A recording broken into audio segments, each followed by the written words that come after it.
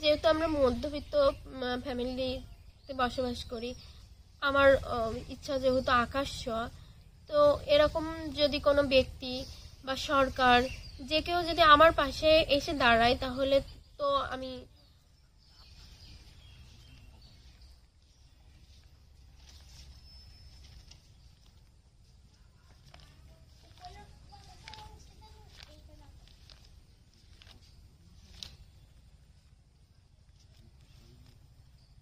যে প্রকোষ্ঠ পেশর অঙ্গে নির্বিচ্ছিন্ন ছন্দময় সংযোজন ও প্রেষণের মাধ্যমে সমগ্র দেহের রক্ত সংগঠিত হয় তাকে হৃৎপিণ্ড বলে। রক্তকে রক্তবাহিকার ভিতর দিয়ে সঞ্চালনের জন্য হৃৎপিণ্ড মানবদেহের পাম্প যন্ত্র রূপে কাজ করে। জীবন্ত এই পাম্পটি দেহের বিভিন্ন অঙ্গ থেকে শিরার মাধ্যমে আনিত রক্ত ধমনির মাধ্যমে শরীরের বিভিন্ন অংশে প্রেরণ করে। একজন সুস্থ মানুষের জীবনদশায় রক্তে গড়ে ২৬০০ মিলিয়ন বার স্পন্দিত হয়ে প্রতি ভেন্ট্রিকল থেকে প্রায় ১.৫ লক্ষ রক্ত বের করে আনে। প্রাপ্তবয়স্ক মানুষের হৃৎপিণ্ডের ওজন ২৫০ থেকে ৩৯০ গ্রাম, স্ত্রীতে ২০০ থেকে ২৭৫ গ্রাম। ভ্রূণ অবস্থায় মাতৃগর্ভে ৬ সপ্তাহ থেকে হৃদস্পন্দন শুরু হয় এবং আমৃত্য এই স্পন্দন চলতে থাকে। অবস্থান: মানুষের হৃৎপিণ্ড বক্ষ গহ্বরের মধ্যস্থিতার উপরে এবং দুই ফুসফুসের মাঝ বরাবর বাম দিকে।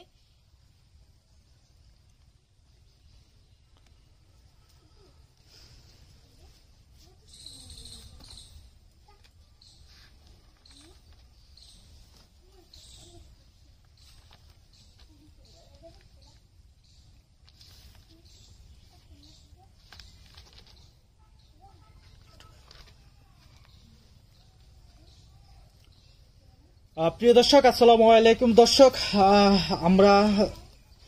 আমরা আজ কথা বলবো যে মেয়েটির 2টি হাত ও 1টি পা নেই, সেই তামান্না নূরের সাথে।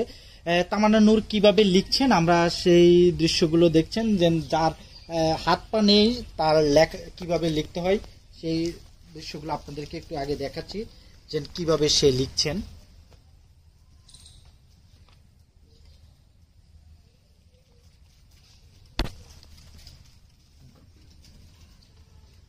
আমরা একটু তার লেখাগুলো আগে আপনাদেরকে দেখাচ্ছি।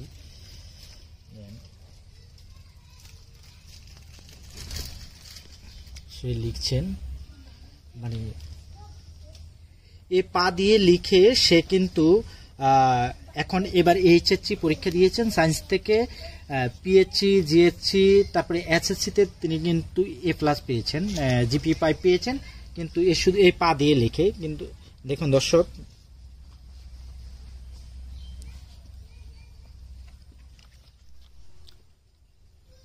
আসসালামু আলাইকুম। ওয়ালাইকুম আসসালাম। আপনার একটু পরিচয়টা দিয়ে কথা বলেন, পরিচয়টা দেন প্রথমে। আমার নাম তামান্না নুরা, আমি বাঁকড়া আলিপুরের বসবাস করছি। আমার থানা হচ্ছে ঝিকরগাছা, জেলা যশোর। জেলা যশোর। বর্তমানে আপনি কি করছেন? বর্তমানে আমি অ্যাডমিশন প্রিপারেশন নিচ্ছি, এইচএসসি পরীক্ষা দিয়েছি। আচ্ছা, এইচএসসি পরীক্ষা দিয়েছেন। তো আমরা শুনতে পাচ্ছি এবং দেখিয়েছি এর আগে অনেক গণমাধ্যম আপনাকে নিয়ে বেশ কিছু প্রতিবেদন করেছে। হ্যাঁ, তো আপনার জন্ম থেকে 2টি হাত ও 1টি পা নেই। জি। তো আপনি এই পা দিয়ে লিখে ক্লাস 5-এ জিপিএ 5 পেয়েছেন, 8-এ জিপিএ 5 পেয়েছেন এবং এসএসসিতে জিপিএ 5 এবং ইন্টারমিডিয়েটে আপনি কি আশা করেন? আমি ইন্টারমিডিয়েটেও আশা করি যে আমার ধারাবাহিকতা বজায় থাকবে, এবারও ভালো রেজাল্ট হবে ইনশাল্লাহ। ইনশাআল্লাহ। আচ্ছা, তো ছোটবেলা থেকে আপনি যে কতটা স্ট্রাগল করেছেন একটু যদি ধারাবাহিকভাবে বলেন। মানে এর আগে আমরা একটু প্রতিবেদন করেছি, কিন্তু আমরা এবার একদম ছোটবেলা যখন প্রথম দিন স্কুলে গিয়েছেন কিভাবে গিয়েছেন, মানে এটা একটু ধারাবাহিকভাবে যদি বলেন, তাতে যদি আমাদের 30 মিনিটও যায় আমরা একটু রেকর্ড করতে চাচ্ছি, কারণ এইরকম কেউ হয়তো বলেনি আর কি, আমরা যেটা মানে যেভাবে ধারাবাহিকতাটা চাচ্ছি আর কি, একটু যদি আপনার মতন করে বলেন। হ্যাঁ, আমি তো আগেই বলেছি যে আমি কিভাবে লেখা শিখছি। যখন ছোট তখন মাটিতে বসে খেলাধুলা করতাম, তো কাঠি দিয়ে আঁকিবুকি করছিলাম, সেটা আমার আম্মু লক্ষ্য করার পরে।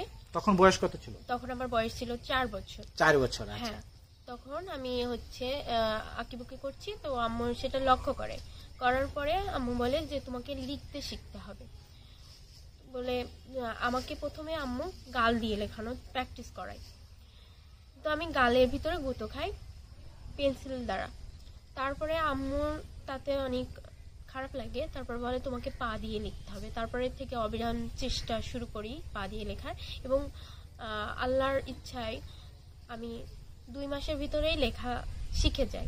মানে এটা 4 বছর বয়সে? হ্যাঁ, সেই 4 বছর বয়সে আচ্ছা, 2 মাসের ভিতরে সমস্ত বর্ণ শিখে যায়। এবং আমার বাড়ির পিছন সাইডে আছে, এখানে একটা আজিমাইন অ্যাটাচ স্কুল আছে প্রি ক্যাডেট, ওখানে আমার নানু আপু সেই সময় আমাকে ভর্তি করে দিয়েছিল। তো ভর্তি করে দিয়ে আসছিল সেখানে, তখন তো আমার যেহেতু আমার 2 হাত নেই, 1 পা নেই, আমি বেঞ্চে বসতে পারতাম না। তাই সেই কারণে আমাকে ছোট্ট পাটি বিছিয়ে নিচে ফ্লোরে রেখে আসা হতো আমার বন্ধু বান্ধবদের সাথে। আমি সেই সময় ক্লাস করতাম। আমার এখনো আজও মনে পড়ে। প্রথম দিন কি আপনার বাবা না ভাই স্কুলে নিয়ে গিয়েছে? আমার বাবা তখন বাইরের দেশে ছিলেন। দেশের বাইরে ছিলেন? হ্যাঁ, দেশের বাইরে ছিল। আচ্ছা আচ্ছা। সেই কারণে আমার সেদিন আমার মাই নিয়ে গিয়েছিল। এখন ওখানে মাদুর পেতে আমাকে বসিয়ে দেওয়া হয়েছিল মেঝের ওপরে। তো ছোট বাচ্চারা যেরকম হয় ছোটবেলায়, যে তখন তো আপনি বাচ্চা ছিলেন, ছোটবেলায় ছিলেন? আমিও ছোট ছিলাম। তো সবাই যেভাবে হয় যে ছুটির যখন ঘন্টা দেয় তখন দৌড় মারে। হ্যাঁ, ছুটির আওয়াজ পেলে কোনো দিকে হইচকার দিয়েই দৌড় মারে। তো ওরকম আমার বন্ধু বান্ধবীরা দৌড় মারতো, তখন কি হতো আমার ওপর দিয়েই চলে যেত। তারপরে এই বিষয়টা তখন ওরাও বুঝতো না, ওরা যখন বুঝতো তখন তো বুঝতে পারলে করতো না, ওরাও ছোট ছিল আমিও ছোট ছিলাম। তারপরে আস্তে আস্তে আমার ওখানে একটা টুল মতো বানিয়ে দেওয়া হয়, অর্থাৎ মানে টেবিল জাতীয়, কিন্তু বেঞ্চের সমান। তাতে বসেই আমি এইভাবে দীর্ঘদিন আমার পড়াশোনা চালিয়ে এসেছি। আচ্ছা, তখন তো বাচ্চা ছিলেন যখন আপনি ক্লাস 5 পরীক্ষা দিয়েছেন, এরপরে সেখানেও কিন্তু জিপিএ 5 পেয়েছেন? জি। আচ্ছা, তারপরে যখন আপনি হাই স্কুলে গিয়েছেন সেই গল্পটা বলেন। আমরা তো এতক্ষণ ছোটবেলায় প্রাইমারি স্কুলের গল্পই শুনেছি। হ্যাঁ, আমি যখন হাই স্কুলে পড়ি সবচেয়ে আমার এখনো মনে পড়ে যে আমি আমার বান্ধবীরা ক্লাস ছিল একটু জোরে বলবেন। হ্যাঁ, দোতলায় ক্লাস ছিল আর আমার বন্ধুদের ক্লাস ছিল নিচের তলায়। এখন আমার বান্ধবীদের তো ওপরের তলায়, আমার তো নিচের তলায়। ওদের বিশেষ কারণে ওপরে দেওয়া হয়েছিল, কিছু স্যানিটাইজ ব্যাপার ছিল, সে কারণে মেয়েদের ওপরে দেওয়া হতো। আমারও এটা প্রতিদিন ক্যারি করার জন্য অসুবিধা হয়ে যেত, যার কারণে আমার প্রধান শিক্ষক তিনি সিদ্ধান্ত নিয়েছিলেন আমাকে ছেলেদের সঙ্গে ক্লাস করানো। তারপর ক্লাস 7 থেকে ক্লাস 10 অবধি আমি সব ছেলের ভিতরে একটা মেয়ে ক্লাস করছি। তো কখনো মনে হয়নি যে আমি ওখানে যে ছেলে বা মেয়ে হিসেবে যে একটা খারাপ লাগা আমার বান্ধবীদের পাচ্ছি না, এরকম মনে হয়নি। তারা আমার বন্ধুরা আমার অনেক সহযোগিতা করেছে। সেই সময় আমার বান্ধবীরা বেশি সাপোর্ট করতে পারিনি, কারণ ওরা দোতলায় ক্লাস করতো আলাদা খসাকা, আমি কসাকাদের সঙ্গে এইভাবে ক্লাস করছি। মানে আপনি আপনার বন্ধু বা টিচারদের কাছে মানে ব্যাপক সহযোগিতা পেয়েছেন? হ্যাঁ। আচ্ছা, আর তখন আপনার মনে হয়নি যে আপনি যে এতগুলা ছেলের ভিতরে আপনি একটা মেয়ে ক্লাস করতেন, তখন তো সবাইকে বন্ধুই ভাবতেন বা ওই রকমই তারাও আপনার সাথে সেই ধরনের আচরণই করতো? হ্যাঁ, কারণ হচ্ছে আমি এতটুকু সাপোর্ট করতে পারতাম যে ওরা আমাকে মাঝে মধ্যেই বাসায় নিয়ে আসতো, নিয়ে যেত, আমার বই খাতাগুলো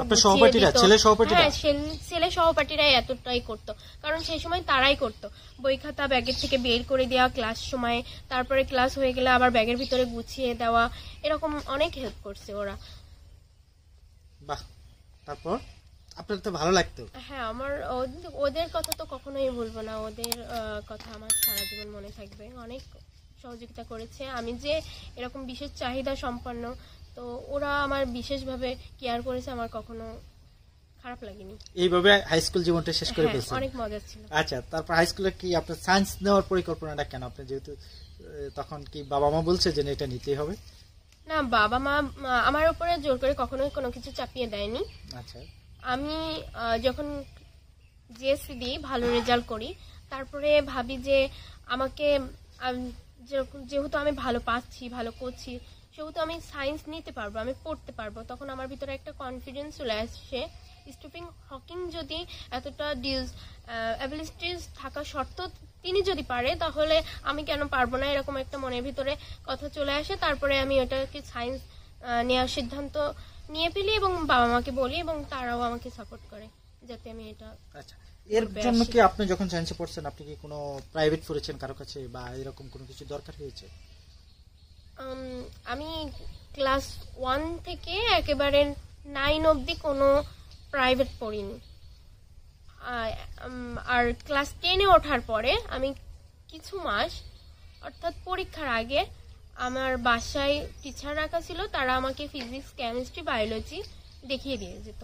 এবং ইন্টারে ওঠার পরে আমি যেহেতু সায়েন্সের সাবজেক্টগুলো ক্রিটিক্যাল হয়ে গেল, তখন তো আর প্রাইভেট না পড়লে চলে না। তখন আমার কিছু গৃহশিক্ষক ছিল, প্রাইভেট টিচার ছিল, তারা বাসায় এসে, এবং আমার কলেজের স্যাররা অনেক সাপোর্ট করছে যারা কলেজে আমার ক্লাস নিত, তাদের তখন আমি প্রাইভেট পড়ছি এই ফিজিক্স, কেমিস্ট্রি, বায়োলজি, এই 3টা সাবজেক্টে। আচ্ছা তামান্না, আপনার আরেকটা জিনিস, আপনার বাবা কি করেন? আমার বাবা হচ্ছে নন এমপিও মাদ্রাসার বিএসসি শিক্ষক। বিএসসি শিক্ষক। তো সে যে ইনকাম করে, এতে কি আপনারা ভাই বোন কয়জন? আমরা 2 বোন 1 ভাই। 2 বোন 1 ভাই। আপনি ফ্যামিলির বড়? আমি ফ্যামিলিতে বড়। মেয়ে, আমার পরে আমার একটা বোন আছে, আমার বোন 6-এ পড়ে, ভাইটা হচ্ছে 1-এ পড়ে। 1-এ পড়ে, 6-এ পড়ে। তো আপনি যেহেতু ফ্যামিলির বড়, তো আপনার বাবা বললেন যে ওখানে কি মাদ্রাসা কি সে টাইমলি স্যালারি সবকিছু ঠিকঠাক মতন পায়? ওখানে কোনো স্যালারি নাই, আর হচ্ছে আমার আব্বু ওখানে টিউশনি করে যেটা পাই সেটা দিয়ে আমাদের চলে। মানে টিউশনি করে আপনাদেরকে চলতে হয়, আপনাদের সংসার চলতে হয়? হ্যাঁ। আচ্ছা, এর আগে আপনি যে অনেকগুলো প্রতিবেদন করেছেন বিভিন্ন গণমাধ্যম, আপনি কি কোনো সাহায্য সহযোগিতা চেয়েছেন বা পেয়েছেন কিনা? হ্যাঁ, এর আগেও গণমাধ্যমে অনেকবার আমাকে টেলিভিশনে প্রচার হয়েছে, সাংবাদিক আঙ্কেলরা আমাকে জনসম্মুখে তুলে ধরার চেষ্টা করেছে। তো সবার প্রচেষ্টায় আমি বর্তমানে একটা যে সরকার যে বাড়ি দিয়ে থাকে সেই বাড়িটা পেয়েছি, এবং আমার নামে একটা রাস্তা হয়েছে। আপনার নামে একটা রাস্তা হয়েছে? জি। এটা কি আপনি খুব ছোট পাওয়া মনে করেন? না, এটা আমার জন্য অনেক বড় পাওয়া, এবং রাস্তার নামকরণ হয়েছে আমার নামেই, তামান্না সড়ক। তামান্না সড়ক? জি। আমরা সেই তামান্না সড়ককে একটু ঘুরে দেখতে চাচ্ছি, যে সাইনবোর্ড লাগিয়েছে। জি, ওটাতে স্তম্ভ তৈরি করা হয়েছে। আচ্ছা প্রিয় দর্শক, এটা তো আপনার জন্য অনেক বড় একটা পাওয়া। হ্যাঁ, এটা আমার জন্য অনেক বড় আপনি পাওয়া। প্রাউড ফিল করে বলতে পারেন যে আমার নামে একটি সড়ক আছে। হ্যাঁ। আচ্ছা, এই যে আপনার বাবা যে ইনকাম করে আপনি পেয়েছেন সেটাও বলেছেন, কিন্তু এখন যেহেতু আপনি মেডিকেলে পড়াশোনা করতে চাচ্ছেন, বা আপনার মানে যেহেতু অ্যাডমিশন দিবেন বা যদি হয়ে যায়, তাহলে ধরেন মেডিকেলে পড়ার জন্য তো প্রচুর টাকার প্রয়োজন। হ্যাঁ, এখন ভবিষ্যতে তো আরো এগিয়ে যেতে হবে। প্রতিবন্ধকতা এতদিন ছিল, অনেক প্রতিবন্ধকতা পাড়ি দিয়ে এ পর্যন্ত এসেছি। তারপরেও আমি মনে করি সামনের দিকে এগিয়ে যেতে গেলে বেশি কিছু অর্জনের জন্য বেশি প্রতিবন্ধকতা আসেই, যেহেতু আমি এরকম। তার জন্য সামনে এগিয়ে যেতে গেলে এই প্রবলেমের দিকে আমাদেরকে পড়তে হবে, যেহেতু ইতিমধ্যেই আমরা আমাদের ফ্যামিলিতে হিমশিম খেয়ে ওঠার মতো অবস্থা হয়। মানে আপনার বাবা টিউশনি করে যে টাকাটা ইনকাম করে, এতে আপনাদের সংসার মানে ঠিক মতন চলছে না, মানে হিমশিম খেতে হয়। আপনার তো ধরেন দেখা গেছে আমরা হাই স্কুল জীবন পর্যন্ত গল্প শুনেছি, এরপরে আপনার কলেজ বললেন যে আপনার বাসা থেকে একটু দূরে, তো কলেজে যাওয়া আসাটার বিষয়টা একটু যদি বলেন, কিভাবে গিয়েছিলেন? কলেজে হুইল চেয়ারে করে আমার বাবা নিয়ে যেত, আর মাঝে মধ্যে তখন তো মানে কলেজ থেকে বাড়ি অনেক লং হয়ে গেছে, 1 কিলোমিটার দূর অব্দি, তখন আর আমার ফ্রেন্ডরা এনে দিয়ে যাওয়া আসা করতে পারতো না। তখন আমার বাবাকে প্রতিদিন কাদা বর্ষা ঝড় অতিক্রম করে নিয়ে যেতে হতো। আর যখন মাঝে মধ্যে বাবা পারতো না, মানে বিজি থাকতো বিভিন্ন কাজে, যেহেতু তার একটা প্রতিষ্ঠান আছে, তখন আমার ছোট ছোট ভাই বোনেরা, এমনকি আম্মু নিয়ে যাওয়া আসা করেছে। যখন এই যে কাদার ভিতরে তো হুইল চেয়ার চলে না, তখন কিভাবে নিয়ে আসতো তারা?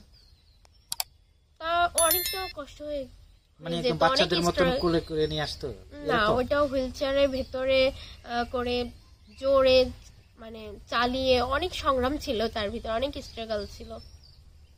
মানে স্ট্রাগল যেগুলা এই পর্যন্ত এসেছেন, এর জন্য আপনার কি ভালো লাগে, কখনো কষ্ট লাগে না? হ্যাঁ, অনেক খারাপ লাগে যে সবাই আমার জন্য এতটা কষ্ট করে, হ্যাঁ বলেন। অনেক এতটা কষ্ট করে, আমার অনেক খারাপ লাগে। তারপরে যখন আমি তাদের একটা ভালো ফল দিতে পারি তখন মনে হয় যে আমি তো পুরোপুরি প্রতিদান তাদের দিতে পারবো না, তারপরে বিন্দুমাত্র দিতে পেরেছি বলে নিজেকে ভালো লাগে, কারণ তাদের মুখে হাসি ফোটাতে পেরেছি। আচ্ছা, এখন তো মেডিকেলে পড়ার জন্য অনেক, যদি আপনি কোনো না কোনোভাবে আমরা আপনার জন্য সবাই শুভকামনা করছে যে আপনি কোথাও না কোথাও ভালো জায়গায় চান্স পান, তো সেক্ষেত্রে তো অনেক টাকা পয়সার প্রয়োজন। হ্যাঁ, সেক্ষেত্রে অনেক টাকা পয়সার প্রয়োজন। তার জন্য কি আপনি সমাজে যারা বিত্তশালী আছেন তাদের কাছে কোনো সাহায্য সহযোগিতা চাচ্ছেন কিনা? আপনার পাশে কি কেউ এসে দাঁড়াবে বা এরকম কোনো কিছু আপনাদের কি প্রয়োজন আছে কিনা? আসলে যেহেতু আমরা মধ্যবিত্ত ফ্যামিলিতে বসবাস করি, আমার ইচ্ছা যেহেতু আকাশ ছোঁয়া, তো এরকম যদি কোনো ব্যক্তি বা সরকার যে কেউ যদি আমার পাশে এসে দাঁড়ায় তাহলে তো আমি আপনারা কি এগিয়ে চাচ্ছেন যেতে কিনা কোনো পারবো। সংস্থা, কোনো সরকার বা কোনো বিত্তশালী ব্যক্তি আপনাদের পাশে এসে দাঁড়াক বা আপনার যে স্বপ্নটা আছে তারা সেটা পূরণ করার জন্য তারাও আপনাকে একটু সহযোগিতা করুক, এরকম হ্যাঁ। কোনো কিছু চাচ্ছেন কিনা? জি, আচ্ছা, তার জন্য আপনাদের সাথে যোগাযোগ বা সাহায্য সহযোগিতা পাঠানোর জন্য কিভাবে তারা যোগাযোগ করবে? আপনার ঠিকানাটা আরেকবার বলুন। গ্রাম আলিপুর, পোস্ট এস বাকড়া, থানা ঝিগরগাছা, জেলা যশোর। জেলা যশোর। আপনাদের কোনো ব্যাংক অ্যাকাউন্ট নাম্বার আছে কিনা আপনার বাবার আর কি? নূর, আপনি বললেন আপনার বাবার না মায়ের ব্যাংক অ্যাকাউন্ট নাম্বার আছে? মায়ের ব্যাংক। মায়ের ব্যাংক অ্যাকাউন্ট নাম্বারটা আছে কোন ব্যাংকের একটু বলতে পারবেন? জনতা ব্যাংক বাঁকড়া শাখা। জনতা ব্যাংক বাঁকড়া শাখা। আচ্ছা, আমরা কি আপনার এই অ্যাকাউন্ট নাম্বারটা কি আমাদের ভিডিওতে দিতে পারি, কেউ যদি কোনো সহযোগিতা করে আপনার পাশে দাঁড়াতে চায়? হ্যাঁ, দিব ভিডিওতে? জি। আচ্ছা, প্রিয় দর্শক, আপনারা যদি কেউ তামান্না নুরাকে সাহায্য সহযোগিতা করতে চান তাহলে আমরা যে ব্যাংক অ্যাকাউন্ট নাম্বারটি দিব এটা তার মায়ের ব্যাংক অ্যাকাউন্ট নাম্বার, আপনারা যোগাযোগ করে এবং তার ঠিকানাটা বলে দিয়েছে, কেউ যদি সরাসরি এসে দেখে শুনে বুঝে যদি সহযোগিতা করতে চান তারাও করতে পারবেন।